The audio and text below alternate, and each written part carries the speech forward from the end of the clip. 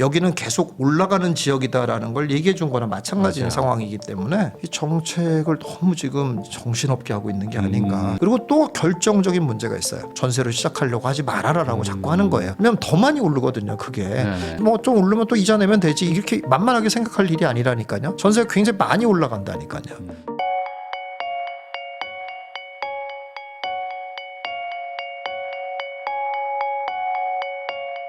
안녕하세요. 부익남TV의 부익남입니다. 최근 부동산 시장에 대해서 많은 분들이 이제 혼란스러워하실 것 같은데요. 그래서 모셨습니다. 부동산 투자 전문가로 활동하고 계시는 이제 김사부님 모시고 최근 부동산 시장 이야기와 지금 시장에서 또 어떻게 우린 해야 되는지 한번 하나하나 이야기 나눠보도록 하겠습니다. 김사부님 안녕하세요. 네, 안녕하세요.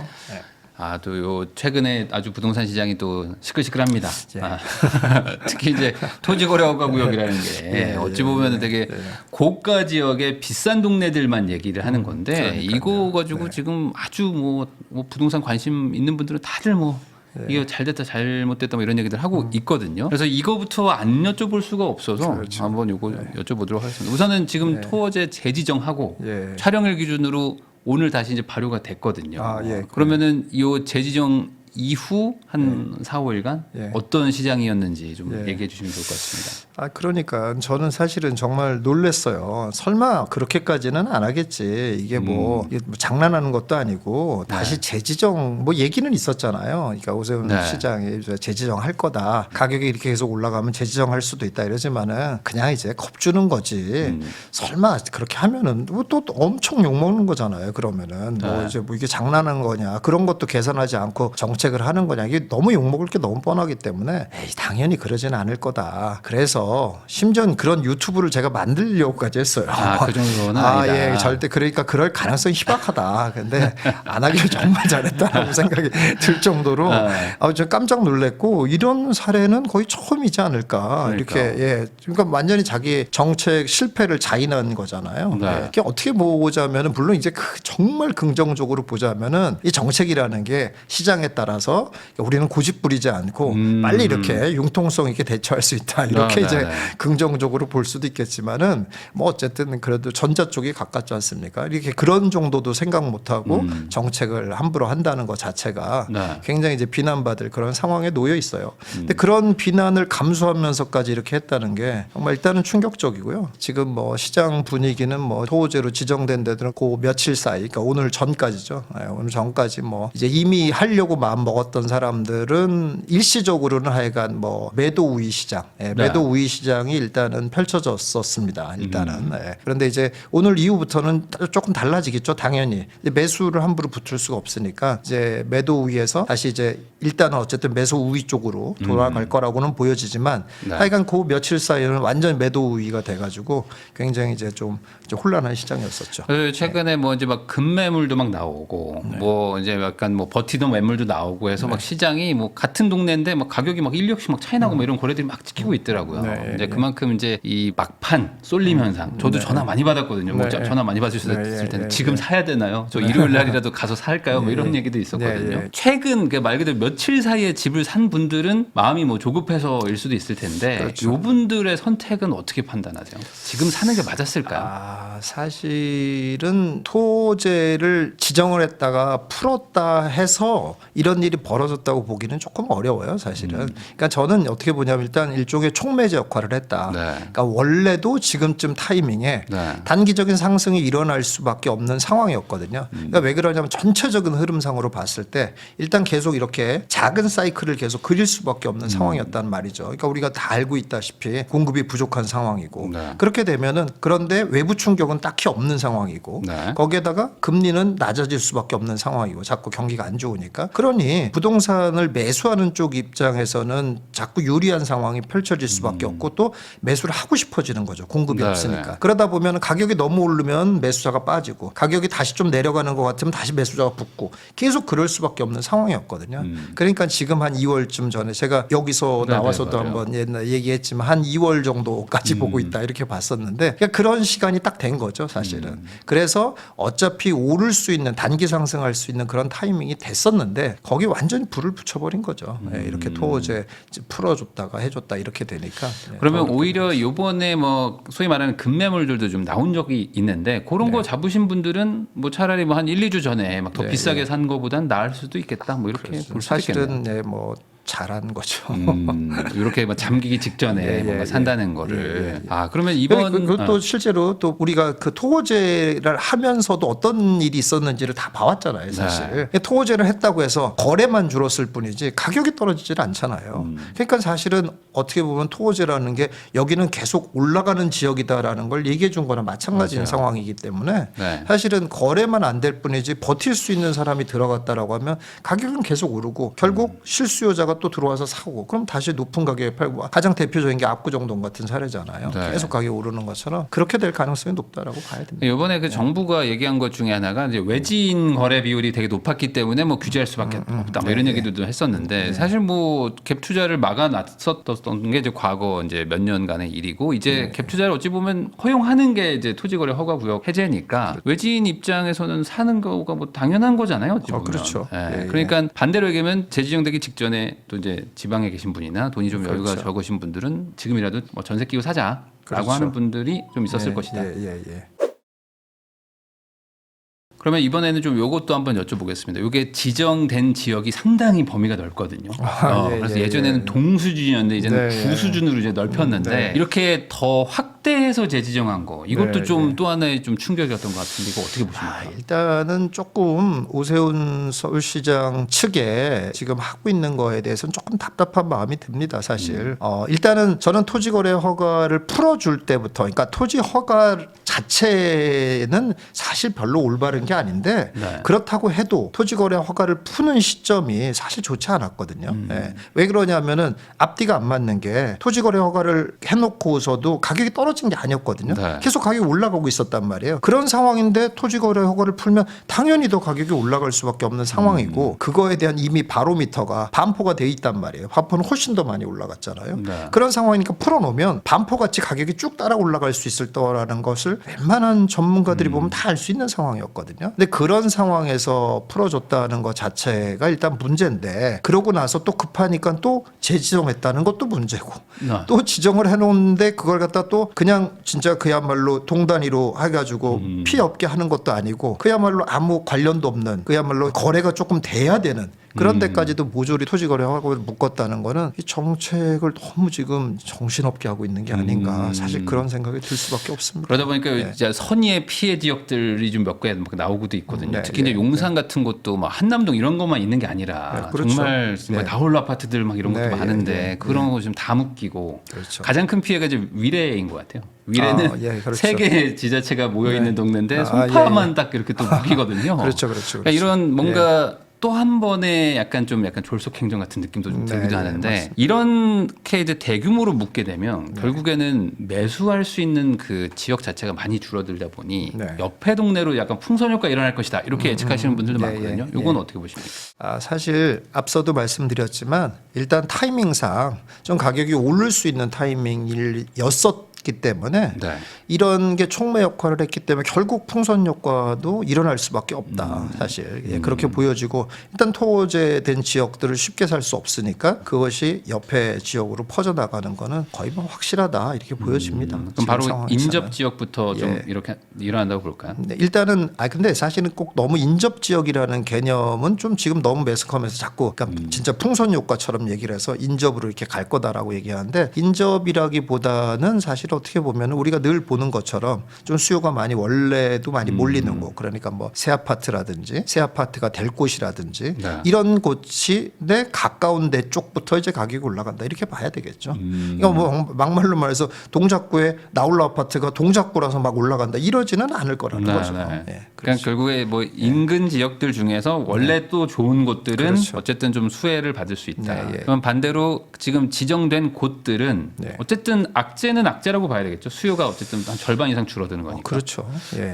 그러면 그 지역에 그 아까 말한 소위 말한 선의의 피해자 지역들 예, 이런 예. 곳들은 지금 거래하기가 정말 어려워진 거 아닌가요? 그렇죠. 많이 어려워진 거죠. 그러니까 뭐 이제 당연히 이제 욕을 먹을 수밖에 없는 그런 상황이 됐고 이게 사실은 정말로 저도 좀 답답한 게 이게 사실 이전 정권에서 많은 실수들을 했고 공개적으로 그런 얘기를 다 하잖아요. 이전 정권의 그런 정책 실패가 오히려 집값을 더 많이 키웠다. 이런 얘기들은 이제 거의 정설이 되고 있는 상황이잖아요. 그래서 최소한 정치적으로 봐도 그런 이전 정권과는 확실히 선긋기를 해야 되는데 지금 오세훈 시장 측에서 이런 식으로 행동을 하면 선긋기는커녕 거의 답습하고 있는 꼴밖에 안 되고 있는 거거든요. 그래서 안타까운 상황이 듭니다. 그러니까 지금이라도 차라리 이렇게 뭐 빨리 이제 풀어줬다가 재지정하라는 이런 거를 했으면은 차라리 지금 욕 먹더라도 그런 데들은 빼줘야 돼요, 빨리.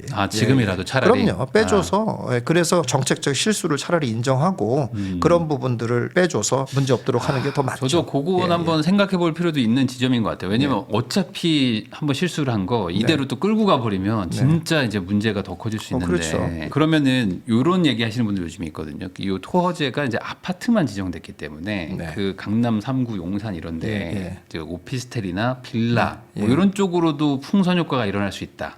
요거에 대해서는 어떻게 생각하십니까? 그건 좀 그건 아니다. 과한 생각이라고 보여지네요. 과한 생각이라고 보여지고 왜 그러냐면 빌라 오피스텔은 지금 너무 규제들이 중첩돼 있습니다. 지금 사실 뭐 이렇게 딱히 무슨 규제라고까지 할 수는 없지만 투자를 하기에 굉장히 불편한 요소들이 다 꽉 차 있거든요. 일단 뭐 예를 들어서 전세 사기 문제도 있고 그런 것들에 대해서 그런데 이제 또 주택수에 다 포함되는 그런 상황이고 뭐 이렇고 일단 수요자들이 실수요자들이 선호하지 않는 그런 대상이 돼버렸고 이렇기 때문에 약간 정책적으로 혜택을 주지 않으면 별로 좋아질 수 없는 상황이거든요. 그런 상황인데 이런 것 때문에 풍선 효과가 일어날 거라고 보기는 조금 어렵다고 보여져요. 그러면은 조금 더 직접적으로 한남 뉴타운 같은 데 있잖아요. 예. 여기는 사실 이번에 대상이 또 빠지거든요. 이게 아파트가 또 아닌 곳이 그렇죠. 많으니까 이런 것들이 또 오히려 또 풍선 효과다 이런 얘기도 있는데. 그건 가능성이 있죠, 사실. 왜 그러냐면은 아까 말씀하신 대로 사실은 한남만 있는 게 아니라 강남에도 재개발 구역이 있잖아요. 유일한 재개발 구역. 뭐 이런 데들 같은 데들은 탄력을 받을 가능성이 있다라고 봐야 됩니다. 일단은 토호제에서도 빠졌고, 그러니까 또 더 상대적으로 야 이렇게 토호제로 완전히 지정해서 막 정부가 주시하는 곳인데 여기에 규제도 안 받네 이런 게 될 수 있기 때문에 뭐 사실은 관심 깊게 볼 만한 곳입니다. 투자자 입장이라면. 오히려 이럴 때가 더 괜찮을 수도 있다. 그러면은 결과적으로 이런 정책들이 나오는 게 시장에 상당한 충격을 주는 건데 이런 뭐 꼭 정책 때문은 아니겠지만 올해 어떤 시황이나 뭐 조건 그리고 이런 정치적인 어떤 상황 판단 같은 것들을 봤을 때 올해 집값의 뭐 전체적인 전망은 어떻게 보십니까?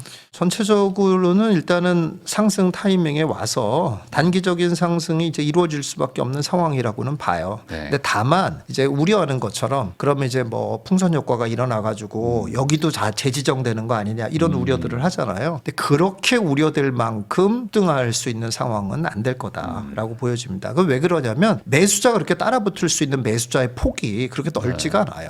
기본적으로 지금 시장 자체가 전체가 다 그렇거든요. 뭐 이제 강남 풀어줬더니 막 돈이 몰리는 거 보고 사람들이 깜짝 놀라서 그러는데 이 진짜 그렇게 해서 그렇게까지 퍼져나가려고 그러면은 훨씬 더 그럴 수 있는 여지에 있는 사람들이 많아야 되거든요. 근데 사실은 그럴 수 있는 사람들이 이제 뭐 과거 강세장이랑 이런 거랑 비교해 봤을 때 많지 않습니다. 왜 그러냐면 일단 취득세로 많이 묶여 있고 그리고 아직까지도 이전 장에서 아직 빠져나오지 못해서 자금이 묶여 있는 사람들도 아직 많이 있고 그런 걸 감안하면은 그렇게 전체적으로 막 지금부터 올라가죠. 막 올해 말까지 막 계속 올라간다. 이럴 수 있는 환경은 아닐 거다라고 봅니다. 그래서 일반적으로 보자면은 제가 볼 때는 한 4, 5개월, 기름 한 6개월 정도 가다가 조금 더 조정받을 수 있는 그런 상황이 되지 않겠나. 근데 이제 그 사이에 또 어떤 정치적인 큰 이슈가 있을지 모르잖아요. 지금 아무도 정말 조심스러운 얘기잖아요. 그러니까는 만약에 그런 게 있다라고 하면 또 상황이 좀 달라질 수 있지만 일단 그렇지 않은 상황에서는 기름 한 6개월 정도 이런 상승세가 지속되고 조정받고 이렇게 되지 않겠나 이렇게 보여집니다. 그러면 지금 좀 당황하신 분들은 그런 걸 것 같아요. 이제 뭐 지방이든 아니면 뭐 경기도 수도권 쪽에 계신 분들 중에서 이제 서울이나 이런데 뭐 이번에 풀렸다고 하니까 여기는 어차피 뭐 정말 좋은 동네들이니까 하나 사놓자라고 마음 편하게 살려고 했던 분들 입장에서는 막혔단 말이죠. 그러면 이제 그 옆에 쪽에 갭 투자나 뭐 이런 그러니까 뭐 실거주는 아닌데 저기에 투자를 할까라고 가실지 아니면은 아이 뭐 6개월 있다가 좀 상황 보자 그러고 안 갈지 이거에 대한 의견이 좀 분분한데 어떻게 보세요 개인적으로는? 그건 사실은 의견이 분분할 필요가 없습니다. 사실은 사셔야 됩니다. 그게 왜 그러냐면 이게 이렇게 간다고 해서 이렇게 되는 것이 막 그렇다고 조정해서 큰 폭으로 조정이 되는 것도 아니고 그리고 이제 그냥 뭐 예를 들어서 구 단위로 본다면 구 단위의 평균을 보고 투자하는 게 아니잖아요. 결국은 그 지역에서 지금 아까 말씀하신 것처럼 송파구를 갖다 모조리 묶어놓는 게 얼마나 잘못된 정책이냐 얘기한 것처럼 그 구가 모조리 가는 게 아닌 거잖아요. 결국은 가는 몇 개들이 있는 거잖아요. 그리고 사실 투자로 보자면 그 가는 몇 개에 집중하는 거고요. 그러니까 그 옆쪽으로 간다고 하더라도 옆 구에 몇 개의 것에 집중을 해야 되거든요. 근데 그런 것들은 가가지고 나중에 조정을 받는다고 해서 큰 폭으로 조정받냐? 그렇지가 않아요. 그러니까 결국은 그렇게 보자면 완만하게 계속 가격을 올라간다라고 봐야 되거든요. 그렇기 때문에 가격이 좀 올라가가지고 아우 나는 저 뭐 이렇게까지 금방 가격이 올라가면 뭐 더러워서 못 사겠다 뭐 이렇게 생각할 일이 아니라고 보여져요. 왜 그러냐면 이제 지금 실제 집을 사러 가보신 분들이 얘기하는 것들 중에 하나가 이제 바로 옆 지역들. 그런데 갔더니 지금 완전 매도자들이 완전 막 그냥 절대 우위 시장이 돼 있는 거예요. 그러다 보니 뭐 앉은 자리에서 5천 1억 올리더라 이런 것들을 당하고 사야 되나요? 뭐 이런 분들이 좀 있거든요. 그래도 이걸 사야 되는지에 대한 고민이 좀 있으신 것 같아요. 그렇죠. 근데 이제 그게 금액이 이제 얼마냐에 따라서 조금 틀리긴 한데 이게 근데 조금 속성을 조금 이해할 필요가 있긴 있어요. 그게 뭐냐면은 예를 들어서 이제 가장 대표적으로 이제 아파트를 하나 예를 들어서 만약에 얘기하자면은 지금 실거래가 다 찍히잖아요. 그러니까 매도자와 매수자가 다 똑같이 보고 있는 거예요. 실거래가를. 그러니까 매도자 입장에선 예를 들어서 10억에 찍혔단 말이에요. 그런데 조금 있다가 11억에 만약에 찍혔어요. 그러면 매도자는 절대 11억 이하로는 안 판다는 얘기예요. 기본적으로. 그러니까 무조건 높게 팔려고 하는 게 매도자의 심리일 수밖에 없는 거죠. 그러니까 이게 개인 시장인 거잖아요. 뭐 누가 주도하고 막 이렇게 하는 시장이 아니라. 그러니까 결국 가격은 매수자가 어느 정도 선호하는 그런 대상이라고 하는 거는 사실 생각해 보면 가격이 계속 올라갈 수밖에 없는 구조라는 거예요. 왜냐? 기본적으로 매도자가 옛날에 찍힌 가격보다 싼 가격은 절대 아무도 팔려고 안 하거든요. 그럼 결국 매수자가 필요한데 어떻게 해요? 그럼 따라갈 수밖에 없는 거거든요. 다만 그게 예를 들어 11억에 찍혔는데 14억 막 이렇게 올라오는 거냐 아니면 이제 과거에 그 올라가는 정도에 비교했을 때 비슷한 금액으로 올라가는 요 차이죠. 근데 그거는 각 지역마다 조금 선택을 해야 될 필요는 있을 것 같아요. 그래서 만약에 정말 그렇게 너무 급격하게 올린 거라면은 그 지역만이 아니라 좀 다른 데들을 좀 살펴보는 게 이렇게 좀 눈을 좀 넓게 뜨려고 본 그런 노력을 좀 하는 게 중요하다고 생각합니다. 그러면 지금 가장 피해야 될 행동은 말씀하신 대로 특정 지역에 너무 매몰돼 가지고 무조건 그걸 막 추격 매수를 하는 것들은 좀 피해야 된다. 그렇죠. 그거는요. 예.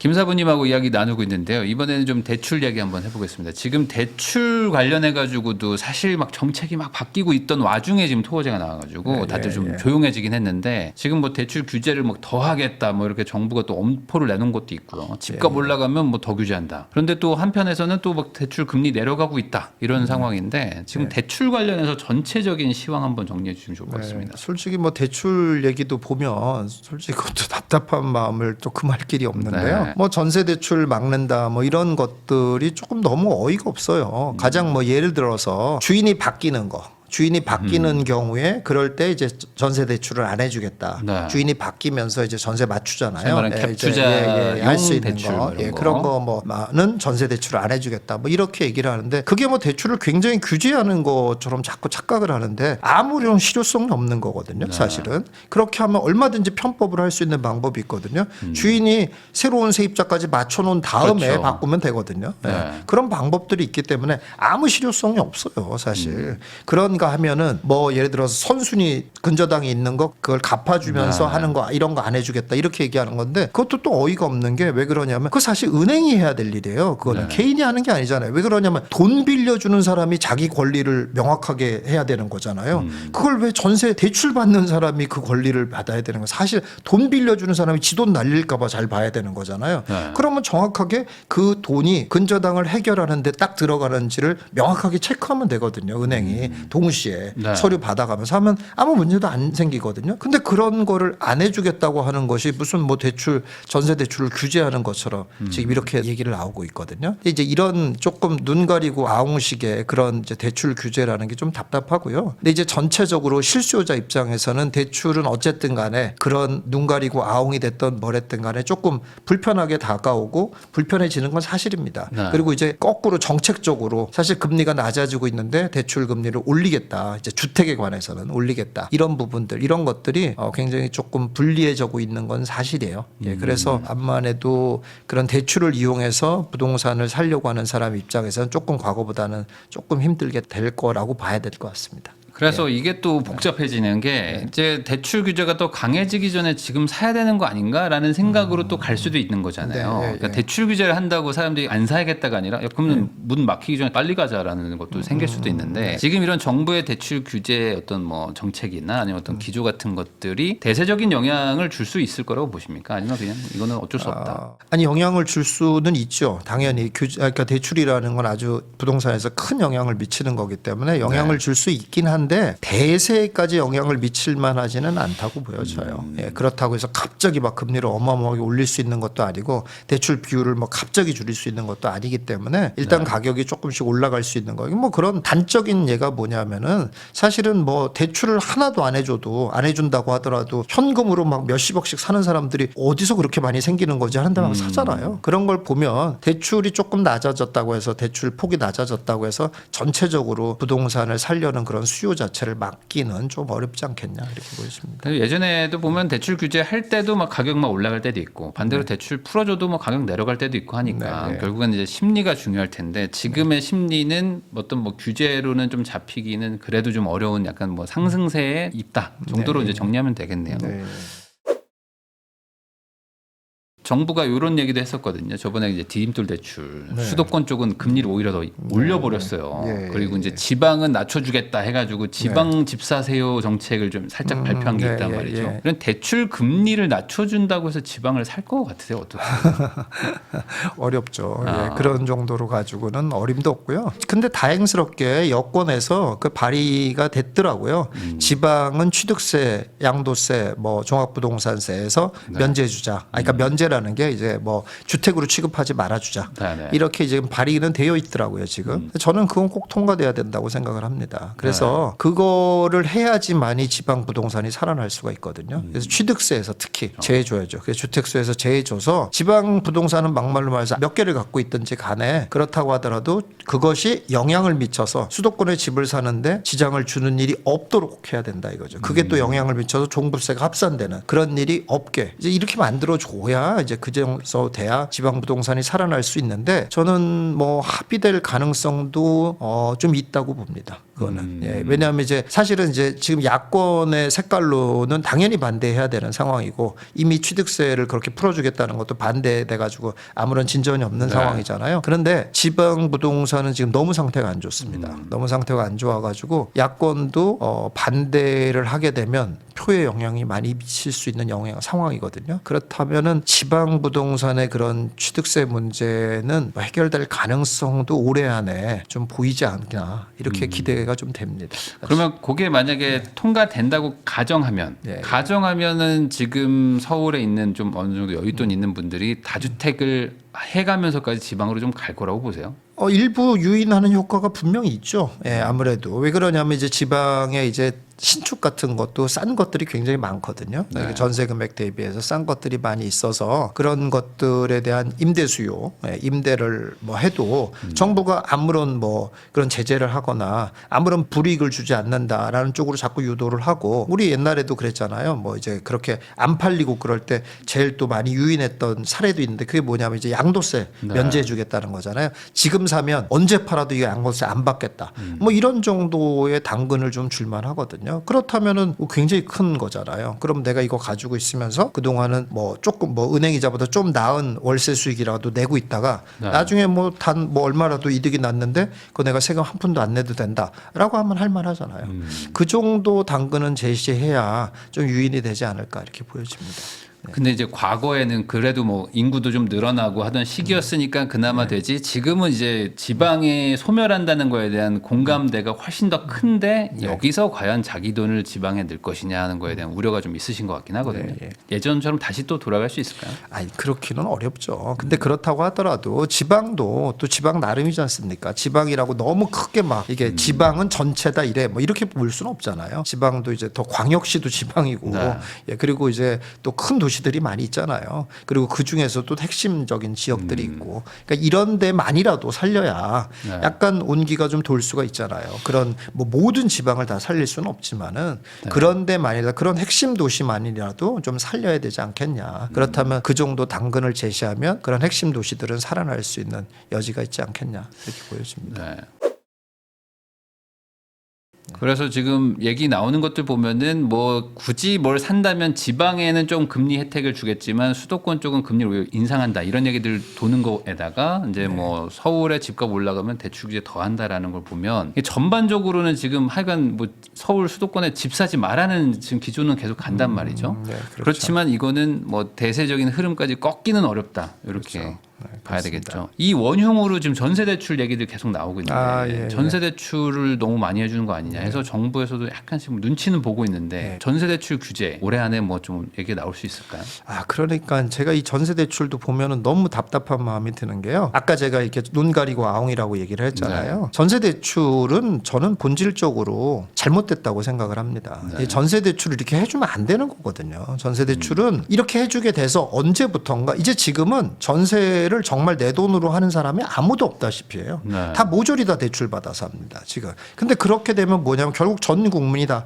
월세 사는 거고 가계 부채 비율이 어마어마하게 그것 때문에 높아지는 그런 상황이거든요. 그리고 또 결정적인 문제가 있어요. 그렇게 전세 대출을 잘해주게 되면 어떻게 되냐면 쏠림 현상이 일어나요. 왜냐 예를 들어서 5억이나 6억이나 무려 1억이나 차이가 나는데 그거를 이자로 치면 얼마 차이가 안 나거든요. 매달 네. 내는 이자. 그러니까 그냥 5억짜리 전세를 살아야 될 사람이 6억 이 정도 그냥 덜컥 전세를 들어간단 말이에요.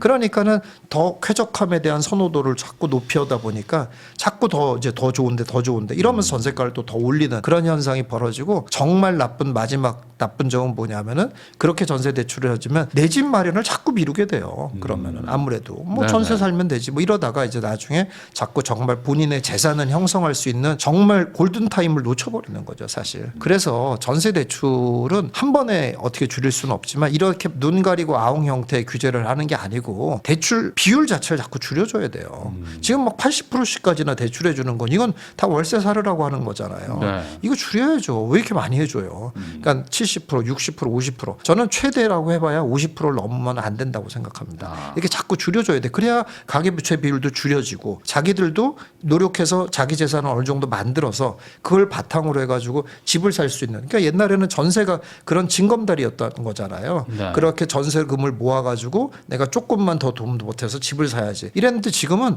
어림도 없어요. 어차피 20%밖에 안 갖고 전세 사는데 언제 집을 삽니까? 그거로. 그렇죠. 그러니까 오히려 더 자꾸 사람들을 자꾸 양극화를 만드는 거야. 이미 돈 가지고 있는 사람들은 더 좋은 집을 살 수 있는 상황이 되고 그런 게 안 되는 사람은 야 우리 평생 그냥 전세 살자 이렇게 가버리는 거예요. 그러니까 더 재산의 양극화만 더 만들고 있는 겁니다. 그러니까 전세 대출을 확 줄여야 됩니다.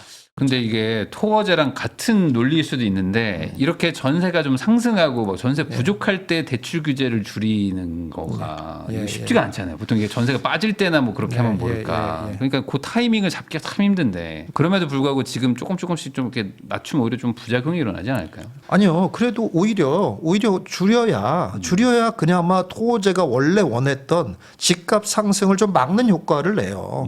아니 결국 아무리 재건축 같은 데나 이제 워낙 전세 비율이 낮지만 웬만한 신축은 전세 비율이 높잖아요. 네. 전세가가 높고 그리고 전세 입자들이 잘 따라온단 말이에요. 그러니까 주인이 높은 가격을 올리면 그냥 따라온단 그렇죠. 말이죠. 대출이자로는 얼마 안 되니까. 그러니까 얼마 안 되니까 잘 따라온단 말이에요. 그러니까 결국 전세가가 쉽게 상승을 하니까 매가도 너무 빨리 오르는 거거든요. 근데 그거를 못 따라가는 거죠, 사람들이. 그렇게 일단 조금 사회적으로는 좀 아픔이 있어도 그렇게 해야지 약간 그래도 오히려 집값을 좀 막을 수 있는 상승을 막을 수 있는 효과를 내는 건데 이제 전세 대출부터 그러니까 줄여 나가야 된다고. 근데 전세 대출을 줄인다는 얘기는 반대로 예. 월세화로 간다는 거고 그러면 네. 어쨌든 이제 전세 사는 분들 입장에서는 예. 이자 대비 월세가 몇만 원이라 더 올라가는 효과가 나지 않겠습니까? 이래나 저래나. 아, 근데 이 의외로 월세로 전환이 잘 안 돼요, 사실. 그러니까 우리가 옛날부터도 그런 얘기 많이 했잖아요. 이제 이렇게 되면 월세로 많이 전환할 거다. 이런 네. 얘기 많이 했잖아요. 근데 제가 여태까지 쭉 봐온 결과를 보면 절대 월세로 이렇게 잘 전환이 안 돼요. 신기하게도. 그러니까 우리나라 사람의 오랫동안 이제 거의 DNA처럼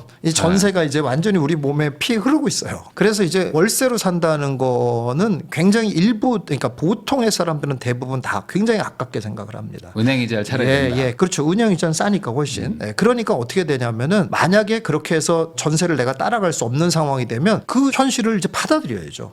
조금 더 낮은 데로 가거나 아니 빌라를 살거나 이렇게 이제 오히려 더 해서 빌라도 좀 활성화를 하고 이럴 수 있는 상황이 되는 게 오히려 더 맞다 이거죠. 그런데 자꾸 이제 전세 대출을 너무 쉽게 해주니까 이제 이런 부작용이 생긴다. 근데 이제 제가 여쭤본 거는 이제 그거를 정치인들도 알지만 그렇게 만약에 했을 경우에 이 표심을 아무래도 전세 사는 분들 많으니까 갑자기 대출 안 해준다고 이제 더 낮은 집으로 이사 가세요라고 하는 건데 그게 이제 한 번 올려주면 뭐 다시 내려가기 힘들잖아요. 아 근데 이제 그러니까 그걸 이제 한 번에 할 수는 없고 조금씩이라도. 조금씩 5%라도. 뭐 5% 뭐 10% 이런 식으로 낮추는 거죠. 이제 대출 비율을. 그러니까 이거는 어쨌든 고양이 목에 방울 달기인데 누군가는 좀 하긴 해야 된다. 이게 어쨌든 뭐그 상승 요인 중에 하나인 건 뭐 분명한 거죠.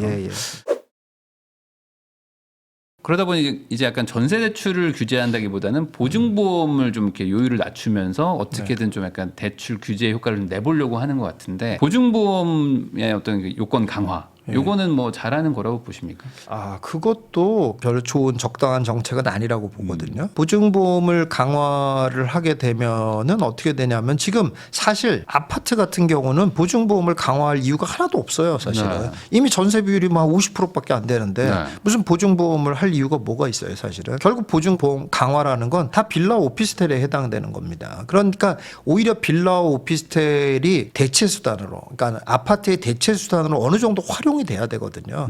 근데 자꾸 오히려 보증보험 강화라는 게 빌라 오피스텔을 자꾸 더 어렵게만 만들어주고 사람들로 하여금 못 가게 그쪽으로 못 가게 만드는 그런 효과를 오히려 내거든요. 그래서 사실은 보증보험 강화는 적당한 방법이 아니라고 보여집니다. 제가 볼 때는. 사실 사고 터지지 않는 아파트에 강화해봐야 뭐 아무 의미도 없는 거고 그렇죠. 빌라 쪽은 그것 때문에 지금 보증금 반환이 안 돼가지고 좀 난리인 그러니까 상황인데 오히려 그렇다니까요. 그러니까는 지금 너무 수요가 많은데 그에 비해 공급이 없다고 그러잖아요. 그러니까 이제 단기적으로라도 공급을 늘려야 될 거 아니에요. 근데 공급을 늘릴 방법이 없잖아요. 그러니까 새로 막 아파트를 빨리 질 수도 없는 거니까. 그러면 그 유일한 방법이 뭐냐면 빌라 오피스텔을 활용하는 방법이에요. 그래야 수요가 좀 줄고 그래야 아파트 가격이 좀 안정이 될 거잖아요. 그러니까 빌라 오피스텔을 활성화시켜줘야 되는데 보증보험을 강화하면 활성화는커녕 그러니까 잘 될 것 같지만 활성화가 더 안 된다고요. 사람들이 더 갈 수가 없고 이미 기존에 있는 집주인들이 전세값 내주기 바쁜 이런 상황으로 자꾸 만들어간단 말이죠. 그러니까는 사람들도 안 가고 불안하고 이렇게 되는 거죠. 그러니까 보증보험을 강화해야 될 게 아니라 사실은 강화는 하긴 해도 비율은 올려줘야 돼요. 사실. 그러니까 강화라는 게 보증보험을 들지 말아도 된다 막 이렇게 된다는 뜻이 아니라 보증보험 비율을 너무 올리지는 말아야 된다는 얘기죠. 보증보험 비율은 시세에 맞게 적절한 금액으로 다시 내려줘야 되고 보증보험료는 제가 볼 때는 이제 세 주체가 그러니까 집주인, 세입자 그리고 정부 이렇게 세 주체가 나눠서 보증보험료를 내는 저는 이런 방식으로 가는 게 옳지 않겠냐 이렇게 보여집니다. 사실은 이 모든 문제의 원흉은 지금 빌라나 오피스텔 쪽에 시장이 좀 불황이다 보니까 가격이 흔들흔들하니 이게 전세금을 반환 못 받을 것 같다는 불안감이 생겨서인 거잖아요. 어찌 보면 빌라나 오피스텔의 가격이 약간이라도 상승한다는 느낌을 주거나 하면은 이거 문제가 많이 해결될 텐데. 그렇죠. 그러니까. 근데 이걸 오히려 더 강화를 하고 있으니까 이제 내 돈 못 받겠구나 하는 공포감을 더 만드는 정책이다. 맞아요. 빌라랑 오피스텔도 잘 활용하면 괜찮은 주거 수단이잖아요, 사실. 예, 그런데 자꾸 너무 전세 사기에 그냥 뒤인 그런 것 때문에 너무 이제 지나친 거를 갖다 자꾸 강요하고 있는 그런 상황이거든요, 사실. 그러면 이 상황에서 지금 이제 뭐 7월 달에 뭐 스트레스 DSR 뭐 또 추가되면은 이제 대출 더 안 나온다 뭐 이런 얘기들도 있고 그래서 이제 한켠에서는 이제 집 지금 살 때는 좀 아닌 것 같다. 이제 6월, 7월 되면은 뭐 대출이 더 나오고 뭐 이러니까 그때 한번 충격 오면 그때 사라 뭐 이런 얘기도 있는데 이건 어떻게 보십니까? 뭐 스트레스 DSR 뭐 관련돼서. 뭐 그거에 대해서는 뭐 한 7월 정도 오니까 네. 뭐 사실 어떻게 보면은 타이밍상으로 볼 때는 그때쯤 되면은 조금 좀 이제 조정을 또 받을 수 있는 타이밍이기는 해요, 사실은. 예, 그런데 아까도 말씀드린 것처럼 그렇게 했다고 해서 무슨 큰 폭의 하락이 오거나 이러지는 않는다는 거예요. 그리고 지금이 이제 3월 달이잖아요. 그럼 4월 달, 5월 달, 6월 달 지금 4개월이나 남아 있는데 그 사이에 가격이 올랐다가 조금 조정을 받는다라고 하면 지금 시점의 가격보다는 훨씬 높을 가능성이 높다 이렇게 보여집니다. 그러면 결론적으로는 지금 뭐 대출 받아서 집을 사야 된다 이렇게 되는 건가요? 지금? 뭐 무리하지 않는 선이라면 그리고 여건이 되는 사람이고 또 뭐 계속 이제 내가 집을 사야 되는 거 아닌가 이렇게 계속 준비해 왔던 사람이라면 약간 늦었다라고 느껴지는 것 같다고 하더라도 지금 사는 게 더 낫다 이렇게 보여집니다. 왜냐면 또 이제 오르기 전 생각이 또 나시는데 1, 2월만 해도 이런 분위기가 또 그렇죠, 아니었는데 그렇죠. 2월 중순부터 갑자기 또 이렇게 돼버리니까 이게 저도 이제 유튜브 계속 하지만 2월 초만 해도 이 댓글창이 되게 안 좋았거든요. 다 떨어진다 뭐 망한다 이러다가 이제 갑자기 2월 중순 이후에 토지 거래가 풀리니까 아, 역시 잠실이야 뭐 이러면서 갑자기 막 분위기가 막 달라졌어요. 이게 아무래도 이게 30억 찍고 막 이런 얘기들 나오니까 더 그런 것 같기도 한데 그래서 지금 한 달 사이에 사람들의 어떤 그 조급함 이 수치가 엄청 늘어난 것 같거든요. 그래도 지금은 차라리 나을까요? 이게 조금 기다렸다 더 비싸게 살 수도 있으니까. 그러니까 제가 사실은 이런 식의 얘기는 잘 안 하는데요. 전체적으로 통틀어서. 왜냐하면 자꾸 뭐 사람들 마음 막 급한데 그러니까. 그 급한 마음을 막 부추기는 것 같아서 제가 좀 죄송스러운 마음 때문에 그런 말을 좀 안 하려고는 하지만 뭐 사실 지금은 하는 것이 조금 유리한 때입니다. 확률상. 그래서 가격이 조금 올랐다고 하더라도 내가 좀 잘 보고 있었던, 그러니까 대상이 크게 잘못되지 않은 대상들을 보고 있었다라고 한다면은 그런 대상들은 지금 조금 오른 가격이라도 과감하게 따라가는 게 지금은 좀 좋은 때라고 보여집니다. 근데 이렇게 말씀하시는 건 결국에 이게 지금 사가지고 뭐 2달, 3달 뒤에 파는 것도 아니잖아요. 그렇죠, 어찌 보면 한 2, 3년, 뭐 어찌 보면 한 4년 뒤에 팔 생각으로 지금들 사시는 건데 최소 기간이. 그러면 앞으로 한 2, 4년 정도는 어느 정도 뭐 이렇게 뭐 하락의 요인이 별로 안 보인다 이렇게 해석해도 될까요? 그렇죠. 뭐 그런 부분들은 이미 다 뭐 얘기가 되어 있는 것처럼 공급이 심각하잖아요. 일단 공급이 심각하고 그런 상황에서 그런데 또 사람들의 그런 그 선호도는 굉장히 이런 신축에 많이 몰려 있는 그런 상황이잖아요. 그리고 또 너무 정보가 다 너무 공개돼 있잖아요. 아까도 말씀드렸듯이 뭐 최고가 뭐 찍었다, 뭐 누가 얼마에 거래됐다 이게 다 알려져 있는 상황이잖아요. 그러니까 일단 기본적으로 매도자가 절대로 낮은 가격에 팔지를 않아요, 기본적으로. 그러니까 거꾸로 생각해 보면 알아요. 본인이 만약에 뭘 갖고 있어. 그러면은 낮은 가격에 팔 용의가 있냐고 한번 물어봐 보세요. 절대 없어요. 그렇잖아요. 맞아요. 찍으면 무조건 그보다 높은 가격에 파는 게 인간의 심리인데 그게 바뀌겠어요? 인간의 심리라는 게. 그러니까는 그냥 계속 간다고 보는 게 오히려 맞아요. 요즘에 제일 큰 차이가 그거 같아요. 그러니까 제 지인이라고 해야 될까? 뭐 아는 분도 매도를 하시려고 하는데 그 지역 단톡방 한 5개 들어가 있더라고요. 그리고 뭐 그런 거 있어요. 받은 글 해가지고 막 올라오잖아요. 그거 보고 우리 단지 지금 얼마구나를 그렇죠. 계속 모니터링, 그러니까 팔긴 팔 건데. 그렇죠. 그러니까 그거를 계속 보니까 이제는 실거래가 한 달 뒤에 뜨는 게 아니라 그거 보고 잠깐 31억? 야, 그럼 나 좀 기다려. 이런 거가 계속 있더라고요. 그러니까 거의 리얼타임으로 바뀌어요. 이분이. 맞아요. 그러니까 그만큼 사람들이 그러니까 이기심은 어떻게 할 수가 없는 거잖아요, 사람들이. 근데 이제 그런 이기심이 이제 그런 이제 완전히 공개화돼 있겠네. 본인이 뭘 갖고 있는 그 순간이 되면은 그런 거에서 막 정말 그거에 막 거의 전문가 수준이 된단 말이에요. 여기는 뭐가 어떻고 막 이런 전문가 수준. 그만큼 자기 재산이 거기 다 들어가 있는데 안 그렇겠습니까? 근데 그런 사람들이 뭐가 됐다고 해가지고 내가 예전에 찍힌 그 가격보다도 낮은 가격에 난 팔고 그러니까 사회를 위해서 내가 이렇게 계속 가격을 올리는 건 너무하지. 그러니까 조금 내가 낮은 가격에 좀 팔자. 이런 사람은 단 한 명도 없죠. 그렇다고 봐요.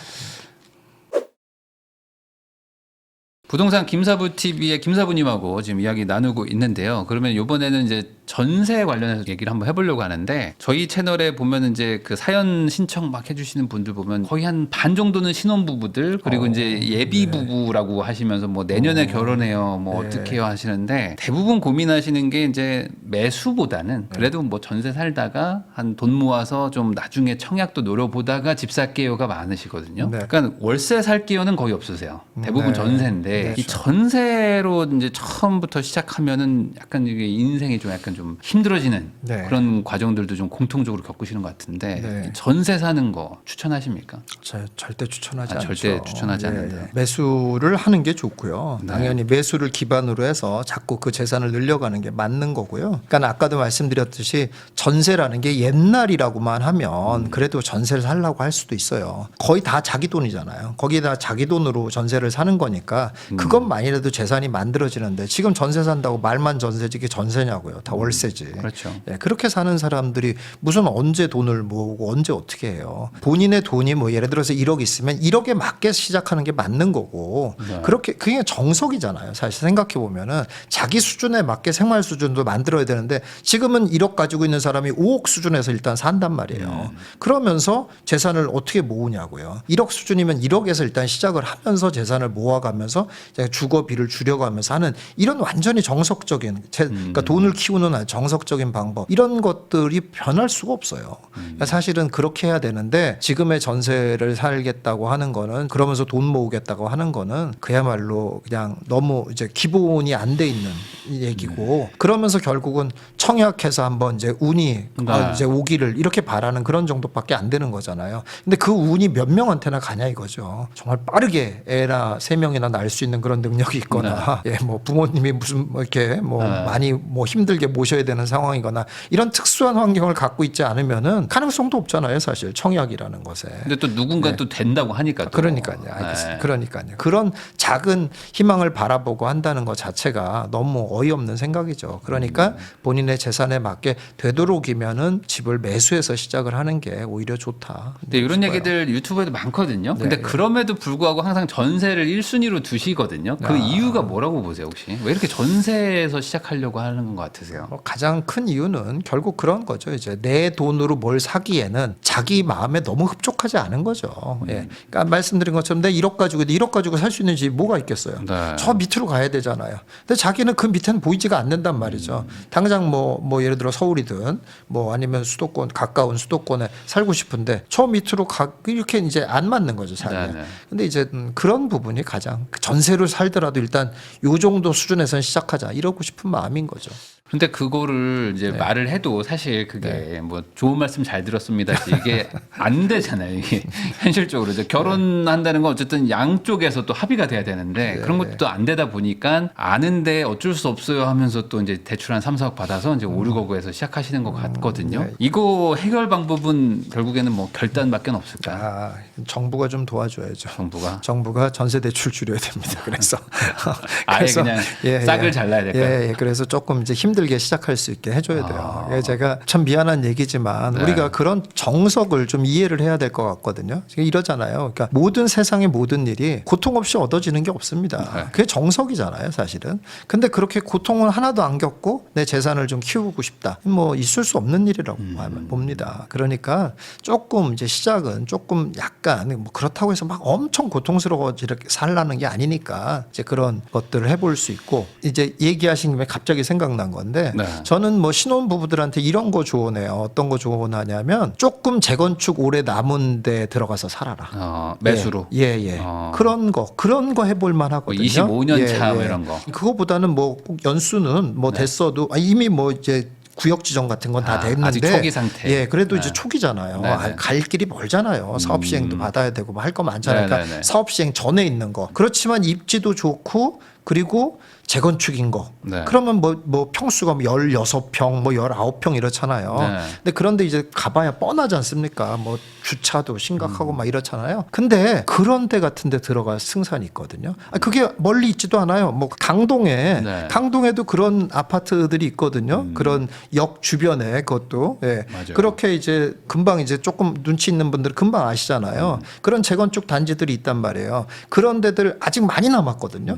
그래서 그래서 그걸 투자로 제가 사라고는 안 해요. 투자로는 왜냐하면 전세금이 너무 낮아서 투자 금액이 많이 들어가기 때문에 네. 투자로 사는 건 그 금액이면 다른 데라는 게 투자성은 더 나을 수 있어요. 근데 본인이 들어가서 사는 거는 괜찮거든요. 아니 강동에 그런 좋은 입지인데도 불구하고 전체 금액이 왜냐하면 평수가 16평 뭐 이러니까 네. 전체 금액이 싸거든요. 10억 이하란 말이에요. 그러니까 그런 거는 양쪽에 뭐 벌이가 있다라고 하면 대출 끼고 이렇게 하면은 살만하거든요. 그렇다면은 그런 건 괜찮아요. 그러면 진짜 처음부터 너무 그런 뭐 주거를 너무 좋은데 살지도 않을 수 있으면서 나중에 어쨌든 재건축은 계속 쭉쭉쭉 갈 수 있는 여지가 있단 말이에요. 이제 그런 방법 같은 걸 고민해 볼 만하거든요. 그러니까 말씀해 주신 게 좀 이해가 되는 게 이제 전세 그러니까 남의 집인데 고생한다는 건 좀 너무 충격인데 네. 그래도 내 집이니까 내 그렇죠. 집이니까 좀 고생해 보자는 좀 설득력이 좀 있을 수 네, 있을 예, 것 같거든요. 네, 예, 또 그렇죠. 집이 작으니까 뭐 가구도 좀 적게 사고 네, 하면서 좀 고생스럽지만 해볼 수는 있다. 그러니까 제가 옛날에는 한 7, 8년 전 이쯤에는 이런 것도 비싸서 재개발 구역에 들어가서 살아라 이런 얘기도 많이 했거든요. 네. 서울에 재개발 들어가게 네. 구역에. 근데 이제 재개발이라는 데가 정말 심각한 재개발들이 있어요. 뭐 예를 들어서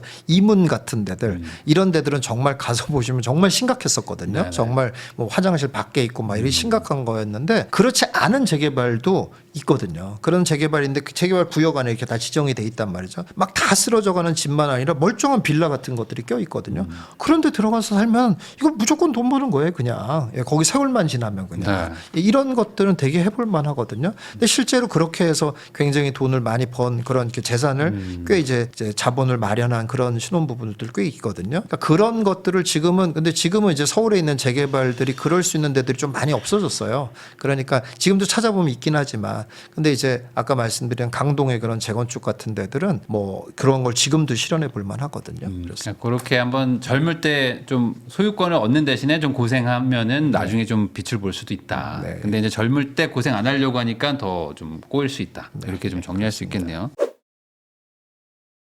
아까 좀 정부가 도와줘야 된다 이런 얘기 좀 해주셨는데 지금 정치권에서는 잠깐 나왔다가 또 약간 아니다라고는 하긴 했지만 네, 지금 전세 10년 계약갱신 청구권 요 얘기가 좀 잠깐 나왔었거든요. 네, 네.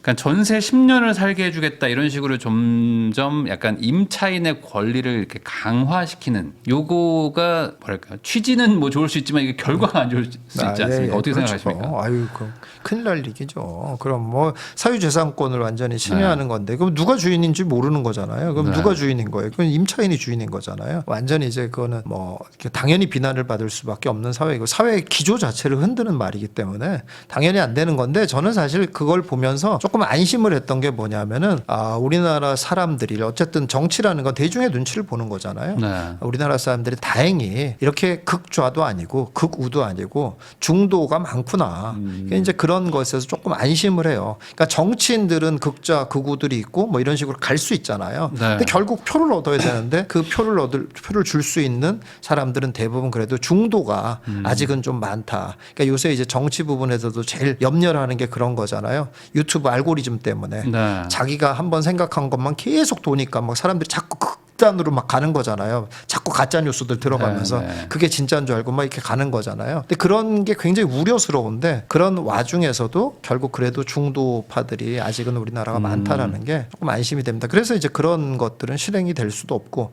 돼서도 안 되고 그러니까 정치인들도 그런 거는 이제 빨리 실수를 인정하고 그런 쪽으로 안 갈 거다라고 보고 있습니다. 그러면은 예전에 좀 얘기 나오다 지금 약간 또 수면 아래로 가라앉았는데 이제 임대차 뭐 3법 중에 뭐 2개 뭐 계약갱신 청구권하고 이제 전월세 상한제를 원상복구한다 뭐 이런 네, 얘기들도 네, 있었는데 이거는 원상복구 해야 된다고 보세요. 그게 조금 애매한 상황이 되긴 했어요. 사실 그거는 원래 제가 이제 2+2 할 때 굉장히 반대를 했었거든요. 이거 되면은 이제 당연히 전세가를 폭등하게 되는 오히려 만드는 그런 부작용을 만든다라고 해서 반대를 했었던 거였는데 지금은 조금 애매한 상황이 돼버린 게 왜 그러냐면 그래서 그런 부작용이 일어난 건 사실이잖아요. 근데 이게 조금 또 익숙해졌어요. 이제 사람들이 이제 2+2가. 네. 근데 그런 상황에서 또 다시 2년 만으로 해가지고 이렇게 한다라고 하면 그것 자체도 조금 또 부작용이 일어날 수 있는 여지가 또 있거든요, 사실은. 게다가 이제 전세 대출이 아직 계속 그렇게 살아있는 상황에서는 2년으로 하게 되면은 가격이 어쨌든 전세가가 게다가 물량이 없잖아요. 그러니까 전세가가 올라가는 거에는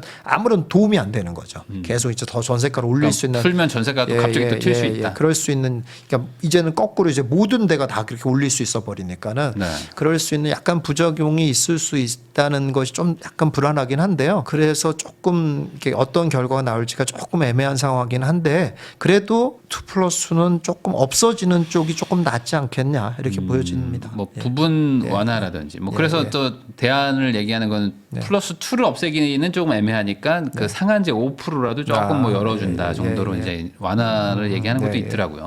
근데 뭐 장기적으로는 이게 또 문제가 될 수 있지만 지금같이 좀 상승기 때 이런 거 풀면 또 리스크가 있으니까 그런 정도로 좀 정리하면 될 것 같고요. 아까 매매를 하라고 하셨는데 이 집을 산다는 게 쉽지가 않은 것 중에 하나가 내가 산 집이 안 오를 것 같다는 게 가장 큰 거잖아요.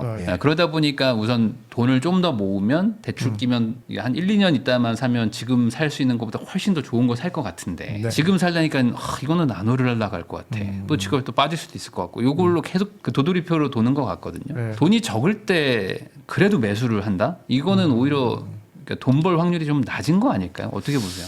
솔직히 말씀드리면 이제 돈이 좀 적으면 살 수 있는 대상이 적은 건 사실이죠. 지금 시장으로 딱 그냥 얘기하자면은 3억 이상은 좀 갖고 있어요. 현금 3억 이상은 갖고 있어야 조금 선택의 여지들이 좀 많아지고 한 5억 이상 갖고 있으면 조금 더 선택의 여지들이 많아지고 그런 상황이거든요. 그래서 근데 예전에 비해서는 그러니까 조금 그 금액대가 올라온 거죠. 예전에는 한 5천만 원 정도만 있어도 선택할 수 있는 것들이 있었는데 지금은 그래서 최하 단위로 보자면은 한 1억 한 2, 3천 정도로 보고 있어요. 예, 그렇게 보니까는 그 이하의 자금을 갖고 있는 사람이라면은 사실은 조금 뭐 지금으로서는 기다려보면 어떤 또 다른 대안이 나올지는 모르겠지만 지금으로서는 조금 대안이 없는 상황이죠.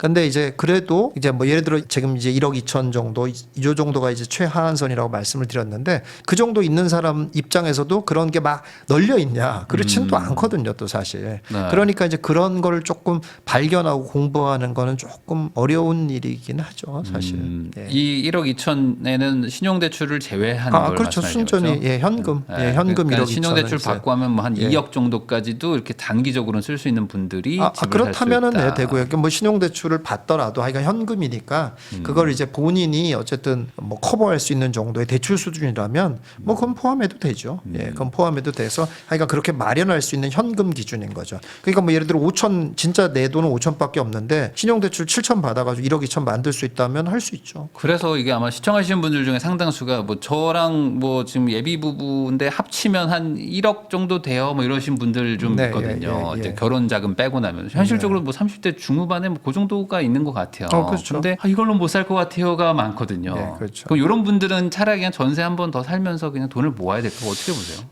그래서 이제 뭐 신용대출을 땡기고 이렇게 해도 그런 형편이 안 된다 그러면 그건 어쩔 수 없죠. 그건 좀 기다려야지 그냥 무턱대고 그냥 뭐 금액에 맞는 거 사는 건 더 최악의 선택이죠.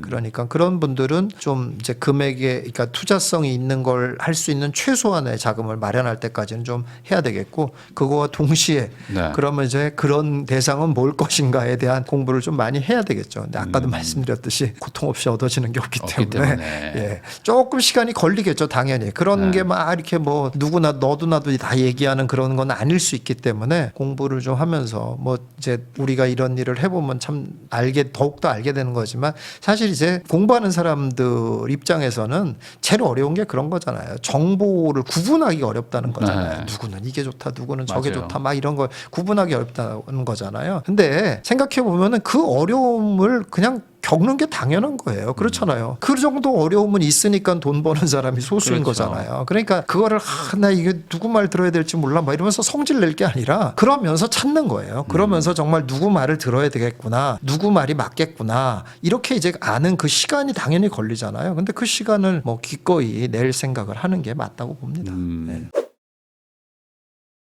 전세 시장은 당분간 좀 상승할 거로 보는 분들 좀 많은데 이거에 대해서는 이견이 많지는 않더라고요. 그러면은 이 상황에서는 이게 막 너무 지금 불안한 거죠. 그러니까 집을 살려니까 올라갈 거 못 살 것 같은데 또 내가 전세 살고 있으면 또 전세 올려줘야 될 것 같은데 이 복잡한 마음 이거를 지금 어떻게 해야 될지 전세는 좀 상승할 거로 보십니까?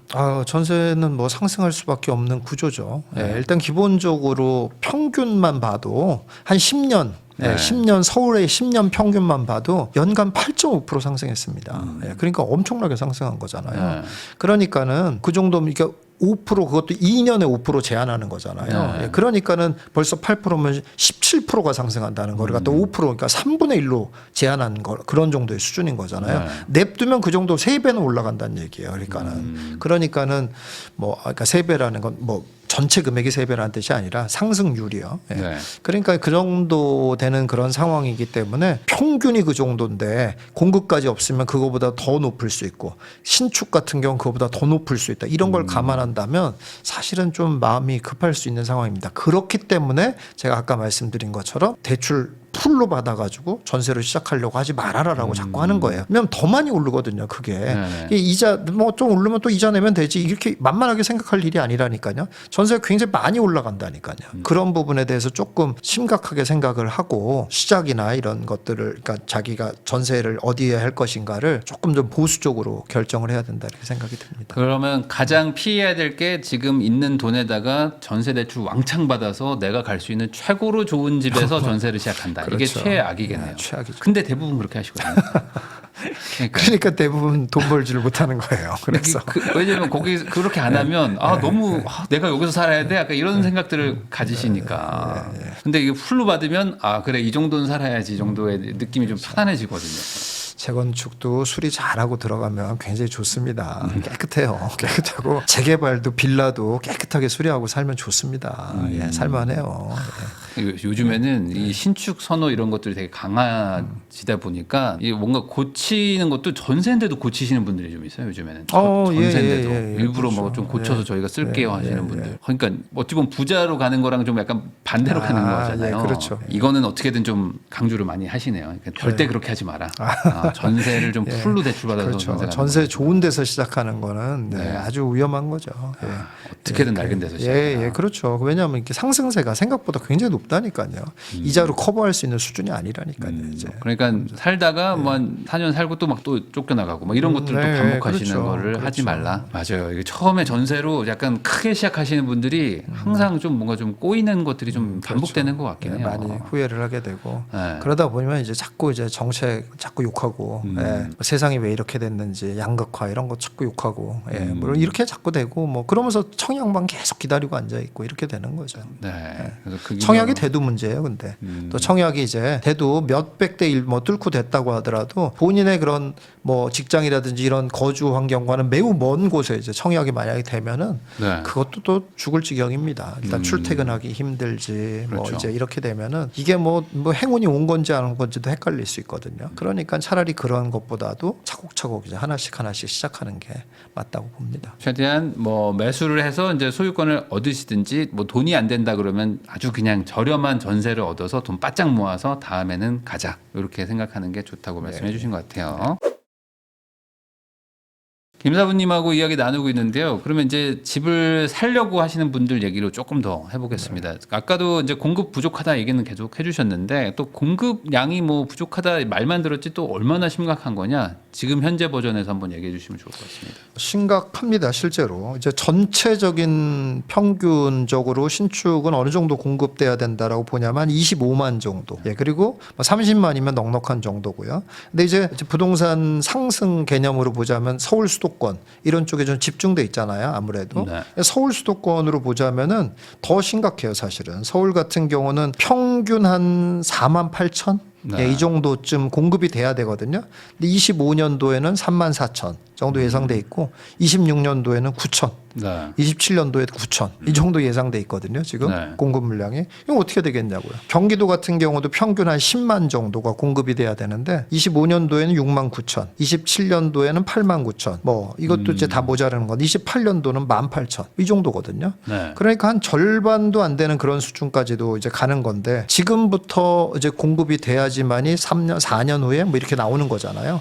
이렇게 되는 건데 뭐 그러니까 앞으로 올해는 조금 그나마 나은 건데 26, 27 이런 때는 이제 심각한 상황이 너무 보여지는 그런 상황이에요. 지금 이미. 그러니까 이제 새로 지어지는 집이 부족하기 때문에 이게 매매보다도 우선 전세에 바로 영향을 주는 거죠. 어찌 보면은. 그렇죠. 예. 신축이 부족하니까. 네, 근데 이게 매매는 왜 영향을 주냐? 이거에 대한 또 의문을 갖는 분들이 있거든요. 왜냐면 이미 지금도 사람들은 다 살고 있는데 네, 신축이 안 생긴다고 해서 뭐가 문제인데? 라고 네. 얘기하시는 분들이 있으니까 네. 설명해 주시면 좋을 것 같습니다. 예. 이제 사람들이 이제 신축을 자꾸 이제 그러니까 선호도가 달라져서 그러는 거거든요. 선호도가 달라지고 그러니까 예전에는 이제 이렇게 보면 이제 쉽게 이해가 되는 건데 예전에는 빌라를 살아도 전혀 이제 거주 환경이 나쁘다고 아무도 생각을 안 했거든요. 좋은 거죠. 오히려 뭐 주택 같은데 반지하에도 막 살고 사람들이 그랬었으니까. 그런데 이제 누가 주택 반지하에 사는 사람 아무도 없잖아요, 이제. 네. 근데 이제 지금은 빌라를 사는 것도 이제 불편해진 거죠.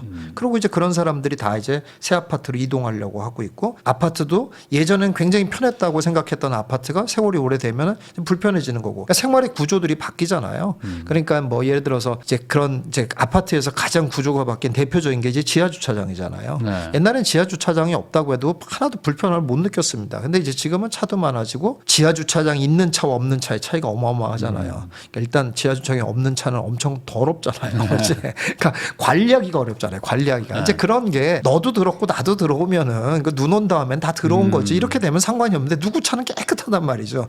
누구 차는 더럽고 이제 이렇게 되는 걸 보면 안 되겠다. 못 살겠다. 너무 힘들다. 이렇게 된다는 거죠. 그러니까 이제 자꾸 이제 좋은 데 쪽으로 이제 가려고 하는데 그런 게 모자른 거죠. 그러니까 이제 계속 이제 그쪽에 몰리다 보니까 수요가 몰리면 당연히 가격이 올라가는 것처럼 그렇게 되는 거죠. 그러니까 사실 이게 너무 당연한 게 가격이 안 올라가는 집들도 많거든요. 근데 그런 곳은 어차피 우리가 지금 보지 않고 있기 때문에 우리가 관심 있는 지역들은 상승할 가능성이 있는 거죠. 신축이 부족할 경우로 그렇죠. 생각하면. 네. 근데 이제 문제가 이제 신축이 너무 비싸고 특히 요즘은 분양가도 비싸지고 하다 보니까 많은 분들이 이제 신축 못 산다. 그러니까 이제 신축을 막 무리해서 살려고 하시는 분들도 있지만 이거 말고 다른 방법 없나 하시는 분들도 있거든요. 그러니까 소위 말하는 뭐 신축이 아닌 걸 사도 돈을 벌 수 있냐 이거에 대한 의문을 좀 어떻게 대답을 해주시나요? 저는 그 부분에 대해서는 조금 이제 구체적으로 말씀을 드리면은 만약에 그런 거에 대안이다라고 하면은 아까 말했던 첫 번째가 대안이 될 수 있고요. 예. 그러니까 아직 조금 재개발, 재건축 많이 남아 있는데 그렇다고 해서 구역 지정도 안 돼 있는데 이런 데 가면 절대 안 됩니다. 그건 네. 이제 망하는 거고요. 구역 지정은 최소한 됐어도 갈 길이 멉니다. 예. 네. 그리고 또 한 가지 저는 이제 모아타운이라든지 이런 데들은 조금 피하는 게 좋다라고 봐요. 그러니까 모아타운 같은 데를 갖고 있으면서 굉장히 큰 희망을 갖고 있는 분들이 있거든요. 네. 그러니까 모아타운 같은 데가 안 되지는 않아요. 그리고 그런 데가 또 돈이 전혀 안 되는 것도 아니기는 해요. 그렇긴 하나 그렇게 큰 드라마틱한 변화를 보기는 좀 어렵거든요. 그런데다가 본인이 이제 그동안 기다리는 시간 이런 걸 감안하면 그렇게 매력적이지 않다고 봅니다. 그래서 그런 데를 빼고 그냥 그야말로 규모 큰 재개발이나 재건축 그런데 최소한 구역 지정은 됐고 그리고 사업 시행은 안 됐고 이런 정도에 대해서 직접 거주하는 거 요거를 한번 좀 생각해 볼 만하다. 그런 데들을 찾아보면 서울에도 몇 군데가 있고 지방 그러니까 수도권에도 꽤 있거든요. 근데 그런 데들을 매수를 해서 살아보면은 괜찮겠다라고 제시할 수 있는 게 첫 번째고요. 두 번째는 이제 신축을 살 수 있는 형편이 안 된다. 그래서 구축밖에 살 수 없다라고 하면 제가 추천하는 거는 경기 남부권에 구축을 사라. 예, 경기 남부권 중에서 왜 경기 남부권이냐? 경기 남부권에서도 조금 조건이 있습니다. 택지개발지구이고 네. 예, 강남과 연결이 좋은 곳 그런 곳에 구축은 꽤 승산이 있다. 예, 이제 그렇게 보여집니다. 그 이유는 왜 그러냐면 일단은 이제 강남이랑 이제 연결이 좋다라는 것 자체는 이제 수요가 많을 수밖에 없잖아요. 네. 기본적으로 그런 상황에서 택지개발지구라는 게 매우 큰 의미를 갖고 있어요. 왜냐하면 서울은 의외로 택지개발지구가 많지 않습니다. 그렇잖아요. 네. 네.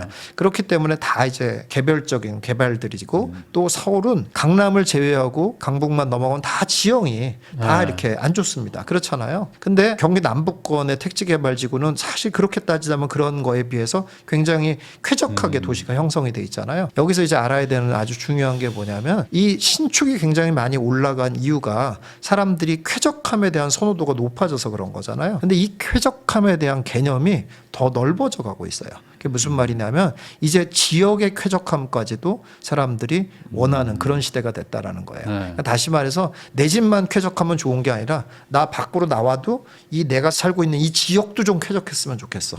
이렇게 생각하는 사람들의 수요가 점점 늘어나고 있습니다. 네. 그렇기 때문에 그런 조건이 맞는 곳이 경기 남북권의 구축이거든요. 그래서 그런 곳에는 앞으로 계속 거기에다가 이제 또 마지막으로 결정적으로 이제 가격이 싸잖아요. 또 사실은 이제 뭐 아주 싸다는 건 아니지만 상대적으로. 그래도 상대적으로 예. 뭐 예를 들어 서울 구축이랑 이렇게 비교해 봤을 때 상대적으로 싸기 때문에 사실 실수요자 입장에서는 더 편하거든요. 편하고 살기도 또 좋네 이런 생각이 들거든요. 그래서 그런 것들의 가치들이 계속 올라갈 가능성이 있어서 구축을 찾는다 그러면 경기 남북권의 그런 택지 개발지구 이제 강남과 연계가 좋은 그런 곳의 택지 개발지구의 구축을 보면 장기적으로 계속 가치가 아주 높아질 가능성이 높다 이렇게 보여집니다. 지금 말씀해 주시는 거를 듣고 뭐 몇 군데 떠올리시는 분들도 있을 텐데 그런 동네들이 뭐 약간의 지금 뭐 이렇게 변동이 조금 있는 정도 뭐 아직 뭐 급등 이런 건 뭐 전혀 아닐 수 있지만 근데 이걸 역으로 생각해 보면은 거기는 이제 연식이 그래도 좀 애매한 곳들이 또 있단 말이에요. 그러다 보니 약간 지금은 선호되지 않는 것처럼 보이는데 결국에는 좀 시간이 지나면 그런 곳으로 약간 바람이 좀 불 것이다라고 보시는 그렇죠. 거죠. 근데 사실은 이제 지금 이제 뭐 말씀을 하셨지만은 가격이 그런 데들이 이렇게 보시면 좀 놀라운 게 사실은 꾸준히 계속 올랐습니다. 사실은 꾸준히 올랐는데 그게 뭐 매스컴에 등장할 정도로 화끈하지만 않았던 것뿐이지 사실 꾸준히 계속 올라가고 있거든요. 근데 이제 그런 오름세가 앞으로도 계속 지속될 거다라고 보여진다라는 거죠. 그러니까 연식이 조금 뭐 오래됐을 뿐이지 사실 살기는 좋거든요. 그런 그렇죠. 동네들이 다. 근데 아직은 막 그 뭐 소위 말하는 신축인데 택지지구도 막 다 신축인 곳들만 막 뛰고 있지만 그렇죠. 그런 데들도 이제 조금 있으면 이제 순차적으로 좀 올 수 있다. 근데 아까 처음에 말해주신 그 모아타운 이런 거 있잖아요. 그거는 규모가 너무 작아가지고 좀 그렇다고 보시는 건가요? 그렇죠. 개발 가능성이 좀 낮다. 그러니까 개발은 돼요. 그리고 모아타운도 실제로 개발되는 데들이 많이 있어서 개발은 되는데 문제는 이제 너무 규모들이 작고 그렇기 때문에 그 중에서 투자성이 있을 만한 그런 모아타운들은 좀 찾기가 좀 쉽지가 않고 그리고 설령 또 이제 규모가 크면 또 무슨 문제가 있냐면 규모가 큰데 얘가 사업 진행까지 원활하게 돼야 되거든요. 근데 원활하게 될지를 또 예측할 수가 없어요. 또 이게 그러니까는 그런 면에서 리스크가 너무 크다라는 거죠. 그러니까 이제 그런데 들어가서 살면 내가 산다는 좀 고생은 있어도 세월이 지나면 돈은 번다는 어느 정도 이제 좀 확신이 있어야 되잖아요. 근데 그럴 수 있기가 좀 어렵다 이런 얘기죠. 근데 그런 것보다는 좀 더 리스크가 없고 이렇게 이제 큰 규모의 아파트 단지 재건축이다 또는 이제 큰 규모의 재개발의 뭐 빌라다 이런 거는 뭐 거의 이변이 없잖아요. 세월이 지나면 가격이 올라간다는 거. 그러니까 내가 고생한 만큼 반드시 대가를 받으니까요. 경기 북부는 좀 안 좋다고 하네요. 경기 남부를 강조하셨어가지고 특히 이제 파주 이쪽 라인이 지금 약간 뭐 그 GTX 때문에 거기 좀 기대감이 있는데.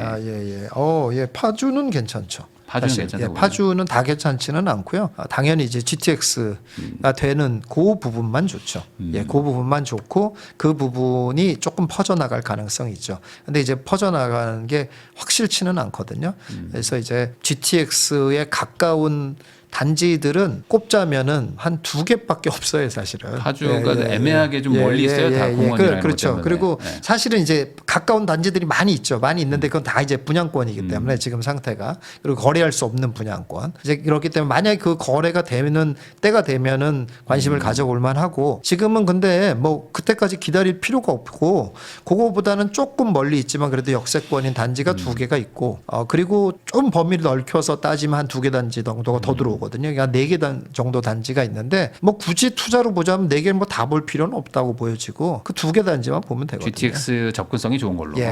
그렇게 보면 그런 정도는 승산이 있어 보이고 그러니까 말씀하시니까 경기 북부라고 얘기하면은 뭐 일단 강남 접근성이 다 좋지 않기 때문에 미안한 얘기지만 그렇게 이제 크게 이제 관심을 가질 수는 없는 상황인데 파주는 예외죠. 네, 네. 파주는 이제 GTX가 있고 거의 뭐 개통이 확실히 되고 있는 상황이기 때문에 뭐 파주는 뭐 예외라고 볼 수 있어요. GTX B 이제 뭐 착공한다 얘기들이 살짝 나오고 있는데 GTX B 쪽 노선도 어찌됐든 뭐 강남 접근성은 아니지만 그래도 서울 접근성이 획기적으로 좋아지는데 물론 시간은 아주 많이 남았지만 이런 거를 보고 미리 선제적 투자하시는 거에 대해서 어떻게 생각하십니까? 그거는 좀 말리고 싶습니다. 그거는 좀 아니다. 너무 아직 너무 빠르다. 너무 멀었어요. 너무 멀어서 너무 리스크가 많아요. 네. 이게 또 아니 왜냐하면 보니까. 가까운 게 보이는 것들도 많이 있는데 네. 굳이 이렇게 멀리 남은 걸 할 이유가 없잖아요. 그리고 사실 파주를 가보면 파주가 또 생각보다 쌉니다. 네. 이게 별로 안 비싸거든요. 그럼 뭐 별로 안 비싸게도 살 수 있는 데들도 있는데 굳이 멀리 남아 있는 데를 뭐 뒤져가면서 할 이유가 없잖아요.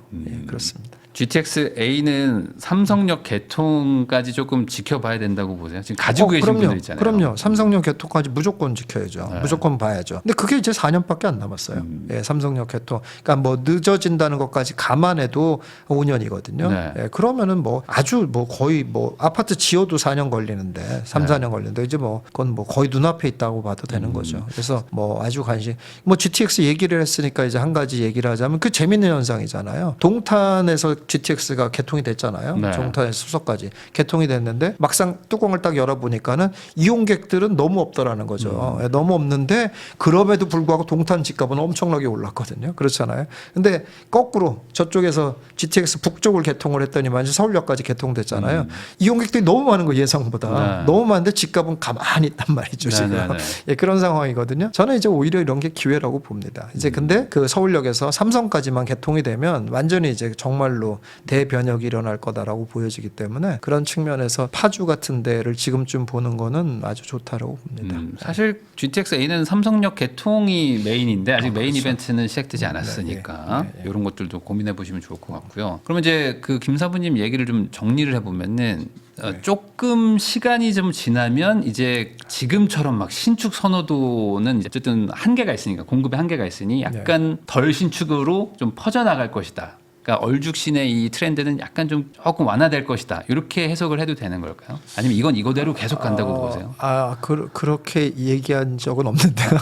아까 경기 남부에 구축을 사는 것도 괜찮다고 얘기하셨죠. 아니 그거는 이제 얼죽신을 그러니까 신축을 못 살 경우, 못 살 경우에 그런데 이제 내가 투자성이 좀 있어야 되겠고 돈은 없는데 투자성은 좀 있어야 되겠다 이런 경우라면 이제 경기 남부권에 구축을 봐라라고 말씀을 드린 거고요.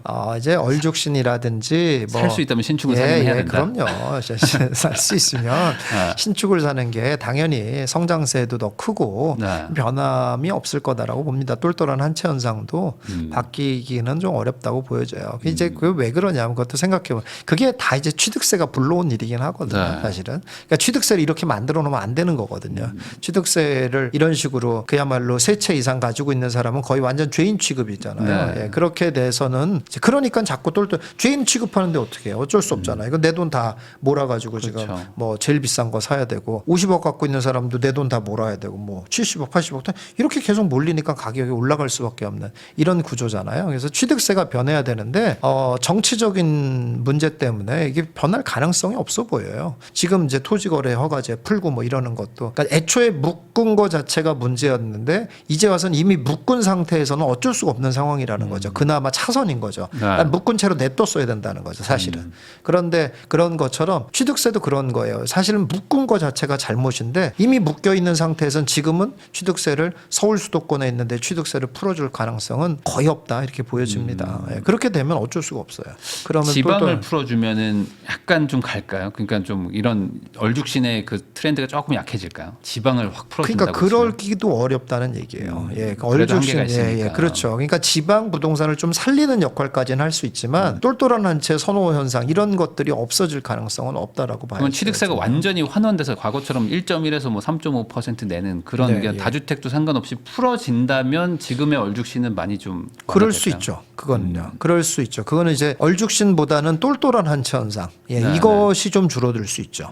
그래서 뭐 진짜 뭐 반포 같은데 뭐 이런 한남 뭐 이런데 막 100억씩 가고 뭐 이런 현상은 줄어들 수가 있죠. 근데 그게 어떤 지금 대중들의 선호도나 여론 이런 것들 때문에 그렇게까지 풀리긴 어렵다라고 보시는 거예요. 그렇죠. 다주택 규제는 어쩔 수 없이 좀 갈 것이다. 일단은 서울 수도권은 최소한 뭐 풀어질 가능성은 좀 없어 보입니다. 아주 뭐 엄청난 경제 위기가 와서 뭐 이렇게 침체장이 되지 않는 한 풀기가 쉽지 않은 분위기일 수는 있죠. 그럼 이제 김사부님한테 이제 마지막 질문으로 이제 이걸 한번 여쭤보면 좋을 것 같습니다. 이제 오랜 시간 투자를 하셨는데 사실 저도 요즘에 계속 보면은 이 대중이 이제 똑같은 걸 계속 반복하는 게 있잖아요. 그리고 그렇죠. 이제 투자의 좀 대가라고 말하는 분들은 항상 똑같은 얘기를 하고 다 알려줬는데 너네 왜 또 그랬니? 그렇죠. 뭐 이런 그렇죠. 것들이 요즘 좀 돌아가는 게 있거든요. 이 오랜 시간 이 시장에서 보실 때 한국 사람들 아니면 뭐 어떤 이 부동산 시장에서의 어떤 대중들의 움직임 패턴 이게 뭐가 반복되는 게 있는지 한번 좀 얘기해 주시면 가장 대표적으로 반복되는 건 매스컴에 너무 많이 휘둘린다라는 거죠. 그러니까 부동산 공부를 다 매스컴으로 하니까 그게 이제 가장 큰 문제라는 거예요. 근데 이제 물론 이제 지금은 유튜브 때문에 이제 뭐 유튜브를 통해서도 이제 공부를 하고 뭐 다른 이제 교육기관들 다니면서 이제 예전보다는 훨씬 많이 늘어났죠. 아까도 잠깐 얘기했습니다만은 그렇게 돼도 사람들이 금방 다 포기해요. 조금 공부하다가 왜냐하면 너무 헷갈리거든요. 여기 가면 이거 하라고 그러고 저기 가면 저거 하라고 그러고 막 이러니까 아이씨 모르겠다 그냥 이러면서 이제 때려친단 말이죠. 이제 근데 그런 과정을 좀 참아야 된다라는 거죠. 그런 과정을 어차피 이제 부동산이라는 건 공부 자체가 어려운 건 아니잖아요. 공부가 어려운 게 아니라 뭐가 제대로 된 정보인가를 분별하는 게 오래 걸리는 거거든요. 그 시간이 오래 걸리는 건데 그걸 당연하게 생각해야 된다 이거죠. 그러니까 그 좋은 전문가를 찾고 그러니까 올바른 정보가 뭔지를 보고 이러는 과정은 누구에게나 오래 걸릴 수밖에 없어요. 근데 이제 거기서 좀 제발 포기하지 말고 좀 꾸준히 그렇게 될 수 있을 때까지 좀 공부를 하고 뭐 하여간 본인에게 도움이 될 수 있을 만한 사람을 좀 찾아라. 이렇게 좀 말씀을 드리고 싶고 안 그러면 늘 대중이 하는 반복된 패턴 매스컴 따라서 하고 매스컴이 와 하면은 그제서야 이제 그것도 또 금방이나 하면 말을 안 하겠는데 지금도 이제 뭐 지금 막 매스컴에서 이러는데 지금도 대부분 다 망설이잖아요. 맞아요. 그리고 대중들은 분명히 언제 참여하냐면 한 6월 달쯤 가면 이제 참여할 거예요. 거래량 이제. 폭발할 때. 그때쯤 참여할 거예요, 분명히. 똑같거든요. 그러니까 매스컴에서 처음 얘기 나올 때, 아이 이거 뭐 금방 뭐 이렇게 될 거야, 뭐 이러고 안 한단 말이죠. 오히려 지금 같은데 안 하고 있다가 또 나오고 또 나오고 또 나오고 그러면 야 이거 도저히 안 되겠다, 지금 해야 되겠다. 이러고 또 분명히 꼭대기 잡는 게 항상 대중이잖아요.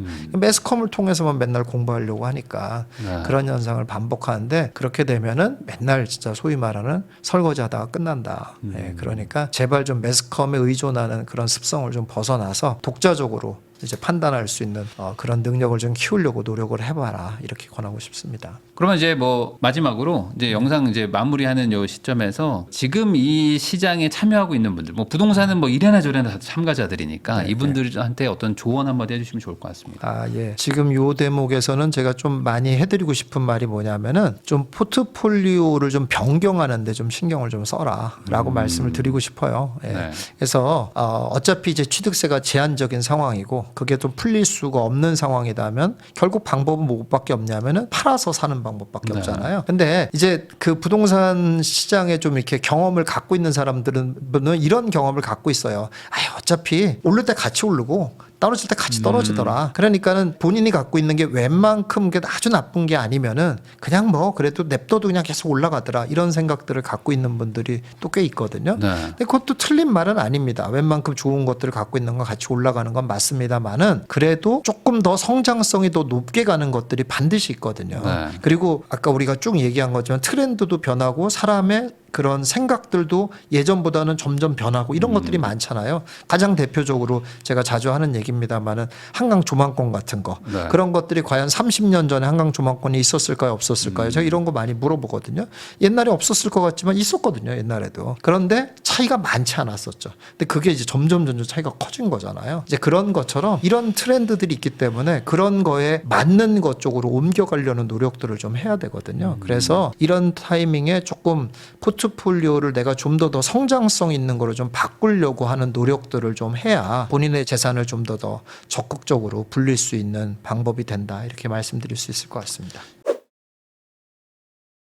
지금까지 부동산 투자 전문가이신 이제 김사부님 모시고 현재 부동산 시장은 또 어떤지 그리고 이제 이럴 때 우리가 좀 실무적으로 어떻게 좀 접근을 해야 되는지에 대한 다양한 이야기 한번 나눠봤습니다. 귀한 시간 내주셔서 시청해주신 거 다시 한번 감사하다는 말씀 드리면서 저도 인사 나누도록 하겠습니다. 오늘 나와주셔서 감사드립니다. 수고하셨습니다.